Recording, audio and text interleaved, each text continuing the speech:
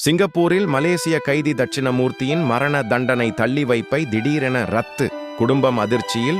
சிங்கப்பூரில் மரண தண்டனைக்கு உள்ளான மலேசிய கைதி தட்சிணமூர்த்தி கதையாவின் குடும்பம் இன்று அதிகாலை மிகவும் வேதனையான தருணத்தை எதிர்கொண்டது. அவருக்கு முதலில் நள்ளிரவு 12:30 மணிக்கு மரண தண்டனை தள்ளி வைக்கப்பட்டுள்ளது என்று தெரிவிக்கப்பட்டது. ஆனால் சில மணி நேரங்களுக்கு பிறகு தண்டனை தொடரப்படும் என்றும் மதியம் 3 மணிக்கு அவரது உடலை பெற குடும்பத்தினர் தயாராக இருக்குமாறு அறிவிக்கப்பட்டது. குடும்பத்தின் வழக்கறிஞர் என். சுரேந்திரன் இந்த நடவடிக்கையை எந்த அளவுக்கும் ஒப்பிட முடியாத கொடூரம் என்று விமர்சித்தார். தள்ளி வைத்ததாகச் சொல்லி நம்பிக்கை கொடுத்து பின்னர் குடும்பத்தையும் கைதியையும் மீண்டும் துயரம் மற்றும் நம்பிக்கை இழப்புக்குள் தள்ளுவது மன்னிக்க முடியாததும் மனித நேயமற்றதும் ஆகும்.